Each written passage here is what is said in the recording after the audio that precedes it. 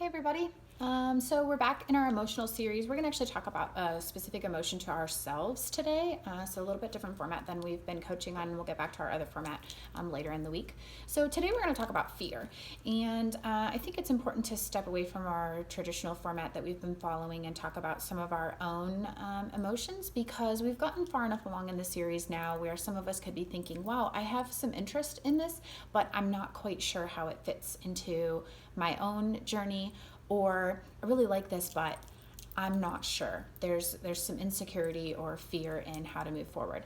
We're also at a point in the year where we could be looking at our goals that we've set for ourselves, and there could be some unknowns or some fears about whether we're going to be able to hit our own goals. And so it's a good time to just take a quick look at fear and how to address it, and look at this emotion specifically.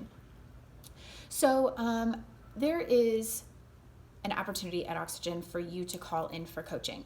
It's probably one of the foundational things that we do here at Oxygen. You can call at any time, pick up the phone, and get coaching from one of the couple of coaches that we have on staff here.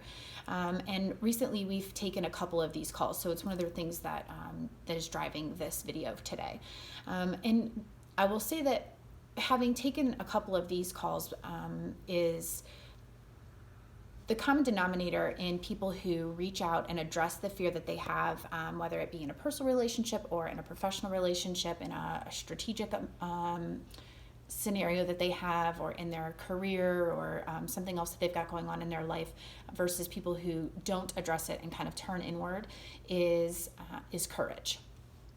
And so I think that this is really important for us to identify, and it is a differentiator. For people who experience fear and just let that fear control them, that is something that will lock somebody down and will not, it disables them from being able to move on. Versus people who acknowledge fear and have an action plan to move forward, or to use that fear differently, that next step beyond fear is what I say is courage, because you are not immobilized or not using that fear for good. So there's a couple of different things. First of all, fear will force us out of our box. It will force us to take something on differently. It will force us to do something maybe that we've never done before, or something that maybe we've never thought of, because we need a different result. If we do things the way we've always done them, we have a tendency to get the same results we've always gotten.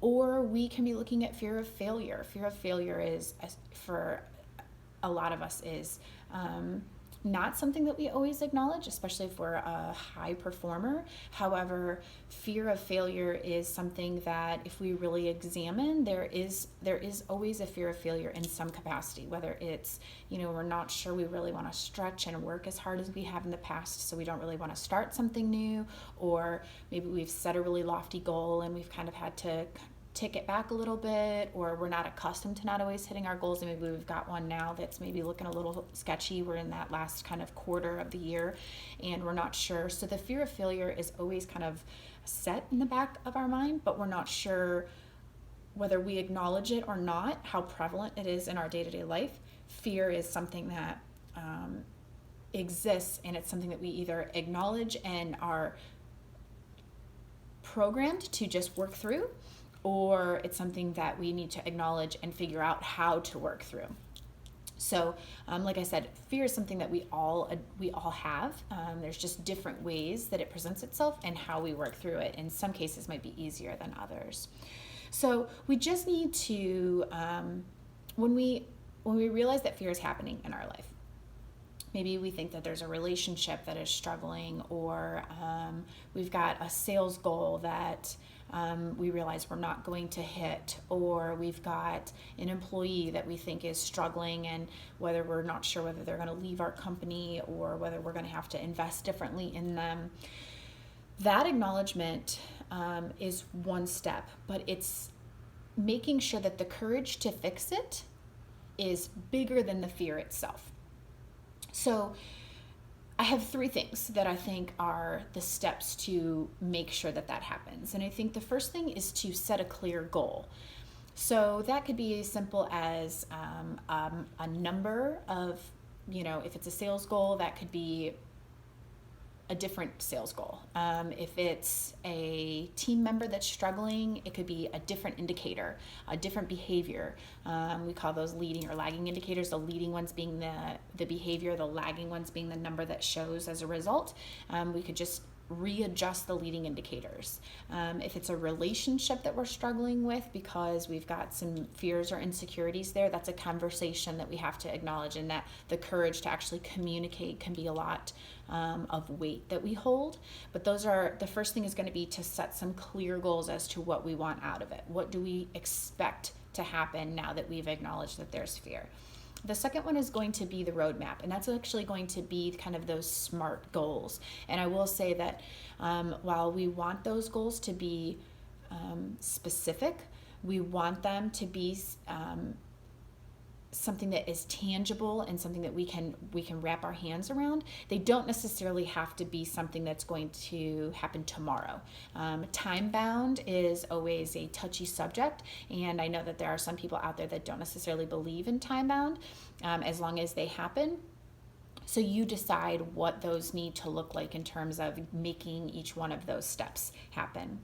And then the next one is going to be envision clearly what you want to have happen. For entrepreneurs that have fear, I equate that courage to risk. And are you willing to risk? What is the risk going to equate to if you win, and what will it equate to if you lose? But to envision clearly what you think it will look like. This is really important, and I struggled with this one. Risk was something that was kind of ingrained in me, but people would say, well, what is your dream? Well, I can kind of tell you what it's going to look like, but I'm a pretty fluid person, so as I kind of feel my way through it, it may start to look differently. I still need to envision clearly what I see it look like now, and then be flexible in my approach as it adjusts. So once I set a goal that I'm going to do these certain things, I know what it's going to take to get to these certain things. And once I do that, it's going to look like this. And I would encourage you, I know we talked in our last training video about writing down in your actual written calendar, or I know we've talked about my notebook before, but these are all very important things to tangibly write down. We talked about using your electronic device last time, and that's great. However, I would encourage you, if you're feeling kind of crippled by fear and you're looking to kind of dig deep and find some courage to keep moving, that you write them down. Grab a notebook, grab something that you can throw in the console of your car or on your desk, and physically write these things down. There is a ton of research done that when we actually write things down, that the connection between our brain and our hand, specifically writing them, will ingrain it a little bit deeper. So aside from calling for coaching, which we are happy to do and work you through these steps and help you identify exactly where that fear is coming from and what it's going to take to identify these steps and envision clearly what we're working towards, and if it even makes sense to be working towards a certain goal, or which goal to be working towards if you're at a fork in the road. Understand that for those of you who are working through or are in a scary place in your personal lives or in your business, that fear is common.